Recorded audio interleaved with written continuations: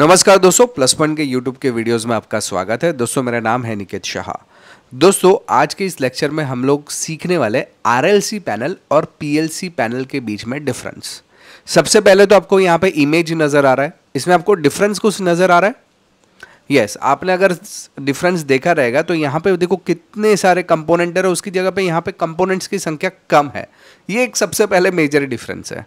लेकिन इसके अलावा भी टेक्निकल तौर पे भी बहुत सारे डिफरेंस है जो कि आज इस वीडियो में मैं आपको डिटेल में बताने वाला हूँ। साथ ही साथ ये भी बताऊंगा कि आरएलसी और पीएलसी का इस्तेमाल कहाँ पे होता है, कैसे होता है और क्यों होता है। तो चलिए इस वीडियो को आगे बढ़ाते हैं। याद रखिएगा, वीडियो अगर पसंद आएगा तो अपने दोस्तों के साथ में शेयर करना बिल्कुल मत भूलिए, ठीक है। चलिए आगे बढ़ते हैं। सबसे पहले पीएलसी और आरएलसी यानी कि रिले लॉजिक सर्किट, पीएलसी का मतलब प्रोग्रामेबल लॉजिक सर्किट, ये दोनों का इस्तेमाल कहाँ कहाँ पे होता है। हालांकि ये दोनों का ही इस्तेमाल हम लोग ऑटोमेशन के लिए यूज़ करते हैं, चाहे इंडस्ट्रियल के लिए रहे या घर के लिए। घर के लिए तो काफ़ी महंगा पड़ेगा, लेकिन आरएलसी घर के लिए भी कर सकते हैं क्योंकि वो सस्ता है। और पीएलसी का इस्तेमाल खास करके इंडस्ट्रियल पर्पस के लिए होता है। ऑटोमेशन यानी क्या, अभी मान लो कि मैं एक छोटा सा एग्जांपल देता हूँ। मेरे बिल्डिंग में समझो 2 पानी की टंकी है। जैसे ही गवर्नमेंट का पानी आएगा तो ऑटोमेटिकली वो पानी को डिटेक्ट करेगा, मेरा मोटर को चालू करेगा, पहले ऊपर की टांकी भरेगी। जैसे ऊपर की टांकी फुल हो गई, वो पानी जो है वो अभी भी आ रहा है तो नीचे की टांकी भी फुल कर देगा। और नीचे और ऊपर की दोनों टांकी अगर फुल हो गई तो ऑटोमेटिक वो जो पानी आ रहा है उसको बंद कर देगा ऑटोमेटिक। ये पूरा प्रोसेस ऑटोमेटिक होना चाहिए, मुझे कोई आदमी की जरूरत नहीं पड़नी चाहिए। तो ये जो है वो रिले लॉजिक कंट्रोल कर सकता है आसानी से। यही चीज़ अगर मैं बोलूँ कि एक मेरा कंपनी है जिसमें 2000 मशीन्स है कपड़े बनाने की, ठीक है, उसमें मोटर्स लगे हुए हैं, सीएनसी मशीन्स वगैरह बहुत सारी चीज़ें हैं, ठीक है, और उसको मुझे कंट्रोल करवाना है ऑटोमेटिकली, मुझे कोई आदमी की ज़रूरत नहीं पड़नी चाहिए। तो ये जो है रिले लॉजिक सर्किट से करेंगे तो बहुत ही कॉम्प्लिकेटेड पड़ेगा। कर तो सकते हैं लेकिन बहुत ही दिक्कतें आएगी। अगर एक भी प्रॉब्लम फॉल आया तो वो दिक्कत करेगा। उसकी जगह पे हम लोग यूज़ करते हैं पीएलसी यानी कि प्रोग्रामेबल लॉजिक कंट्रोल। अभी समझ में आया, छोटी छोटी जगह पे छोटा मोटा सेटअप है तो आप रिले लॉजिक कंट्रोल यूज़ करो। पीएलसी जहाँ पे बहुत बड़ा सेटअप है आमतौर पे हम लोग वहाँ पे पीएलसी, क्योंकि पीएलसी का बजट भी ऑफकोर्स ज़्यादा होना चाहिए क्योंकि प्रोग्रामेबल है, ठीक है।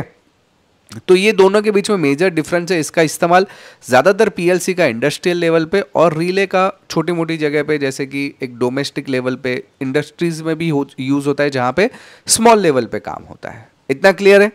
चलिए, ये है हमारा रिले लॉजिक और पीएलसी लॉजिक कंट्रोलर।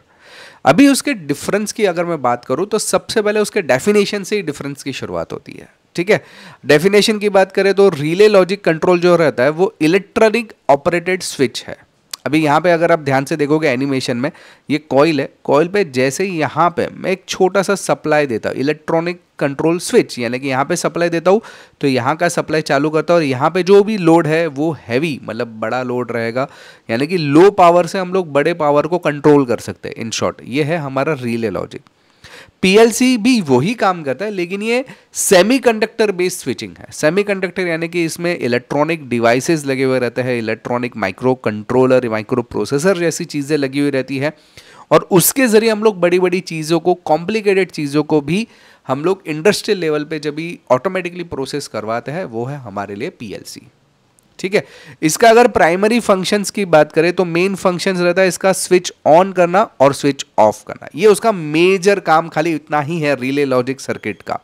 जबकि पीएलसी बेस्ड जो अगर रहेगा तो उसके बहुत सारे काम है। एक तो कंट्रोलिंग करता है, साथ ही साथ मॉनिटरिंग करता है और स्विचिंग भी करता है। ये सब काम हमारा पीएलसी कर सकता है जो कि आरएलसी नहीं कर सकता।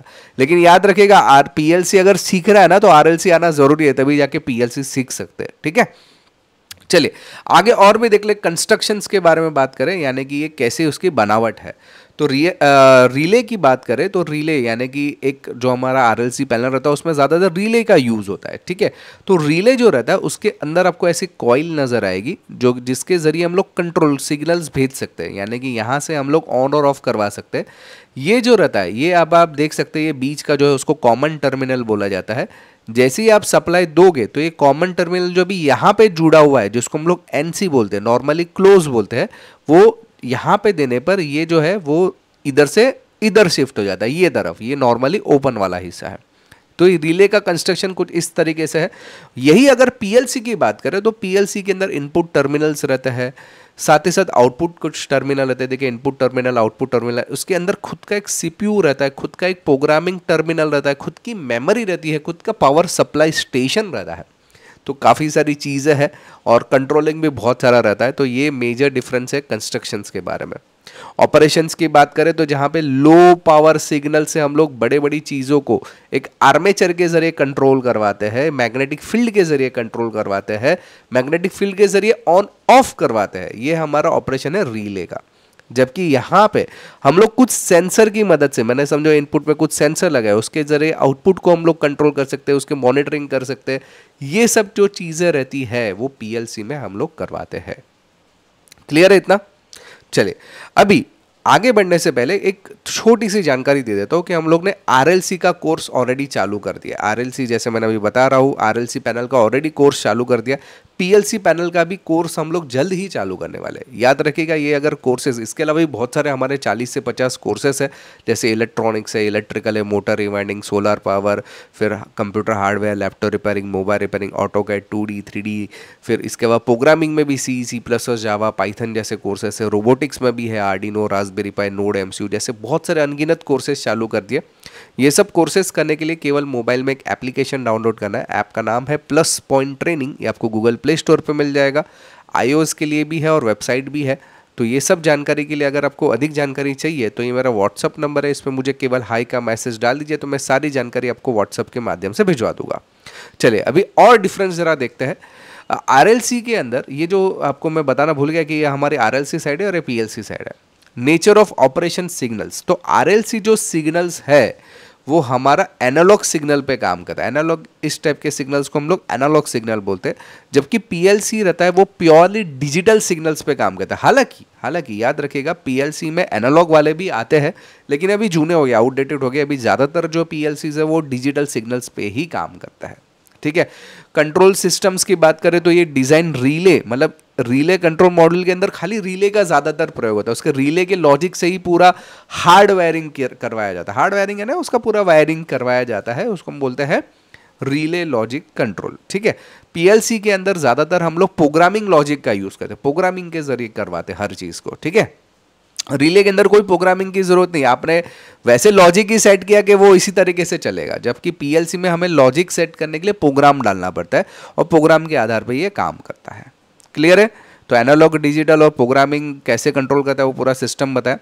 इसके अलावा मॉडिफिकेशन इन द सर्किट, यानी कि अगर मान लो कि रिले पैनल मैंने बना दिया, अभी उसके अंदर मुझे एक मशीन समझो एक ऐड करना है, तो मॉडिफिकेशन अगर करने जाओगे ना तो नाक में दम आ जाएगा।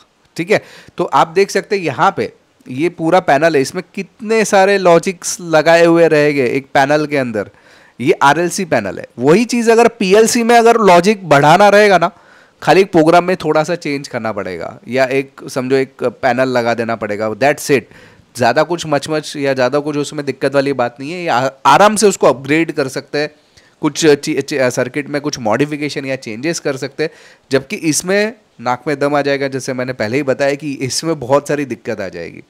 अच्छा, इसमें कोई मेमोरी लॉजिक नहीं रहती है, तो आपको पूरा पहले से लेकर एंड तक सब चेंज करना है। इसमें सब कुछ मेमोरी बेस्ड रहता है, तो इसमें खाली छोटा सा एक हल्का सा समझो रिले लगा दिया, इसके जरिए इनपुट टर्मिनल आउटपुट टर्मिनल को मैनेज कर दिया, काम खत्म हो गया।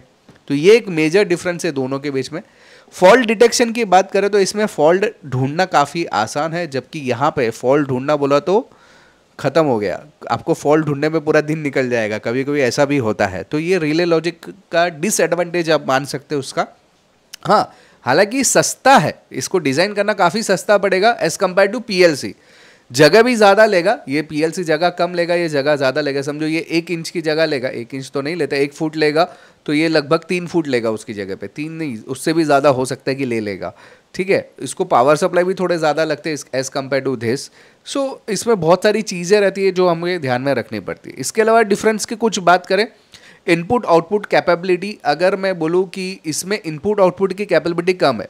अभी ये आप देख सकते हैं ना, पूरा रिले लॉजिक पैनल है, उसके सामने अगर आप देखोगे पीएलसी तो ये इतना बड़ा है, उसके सामने खाली एक पैनल है पीएलसी का। तो ये आपको डिफरेंस नज़र आएगा पीएलसी और रिले के अंदर। यहाँ पे भी देख सकते हैं ये पूरा रिले लॉजिक का पैनल है, उसके कंपैरिजन में पीएलसी देखो कितना छोटा पैनल है, ढूंढना फॉल्ट ढूंढना कितना आसान हो जाएगा। ठीक है। लेकिन और एक चीज़ यहाँ पे इंपॉर्टेंट है पीएलसी और आरएलसी के बीच में, फंक्शन टाइम उसका, यानी रिस्पॉन्स टाइम, ये 10 सेकंड में रिस्पॉन्स कर देगा, जबकि इसको रिस्पॉन्स करने में 50 माइक्रो सेकेंड्स, ये 10 माइक्रो सेकेंड्स और ये 50 माइक्रो सेकेंड्स में रिस्पॉन्स करता है।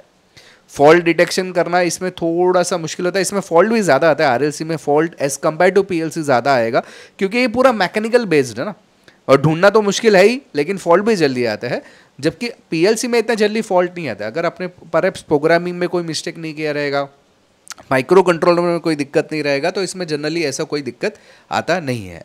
दूसरी बात इसके अंदर है ना, ये रिले लॉजिक के अंदर खाली ऑन और ऑफ का फंक्शन है, उसमें कुछ एडवांस फीचर्स नहीं है, जबकि इसके अंदर आपका समझो टाइमर भी आ सकता है, काउंटर भी आ सकता है, सेंसर्स कंट्रोलर भी आ सकता है, इनपुट आउटपुट मेमोरी, काफ़ी सारी चीज़ें, एकदम एडवांस फीचर्स हमारे पीएलसी में आ जाते हैं, जबकि आरएलसी में वो पॉसिबल नहीं होता है। लेकिन जैसे मैंने पहले बताया कि पीएलसी सीखना है तो आरएलसी के ज़रिए ही आपको जाना पड़ता है, आरएलसी पहले सीखना पड़ेगा, बाकी उसके बाद ही आप पीएलसी में जा सकते हो।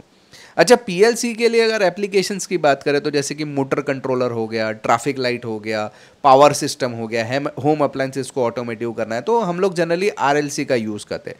पीएलसी का यूज़ बहुत सारी जगह पे करते हैं, जैसे कि ट्रांसपोर्टेशन के लिए होगा, मैन्युफैक्चरिंग हो गया, पेपर प्रोडक्शन के लिए हो गया। अभी जो टाइम्स ऑफ इंडिया का अगर आपने मशीनरी देखा तो काफ़ी बड़े बड़े मशीन है, काफ़ी स्मार्ट मशीन है, सारे पीएलसी पे काम करते हैं। टेम्परेचर कंट्रोल हो गया, स्मार्ट ग्रिड हो गया, अपना जो ग्रिडिंग सिस्टम आता है ना, पावर ग्रिड, उसके अंदर भी पीएलसी आता है। इवन पावर जनरेटर्स जो आज के डीजी वगैरह जो आता है ना, उसमें भी पीएलसी लगे हुए रहते हैं। हमारे लिफ्ट कंट्रोल के अंदर पहले आप देखते थे तो जूनी बिल्डिंग में अगर लिफ्ट देखोगे ना, उसके लिए पूरे अलग से रूम रहती थी ऊपर टेरेस पे।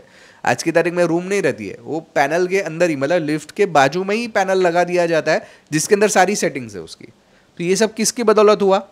पीएलसी की बदौलत।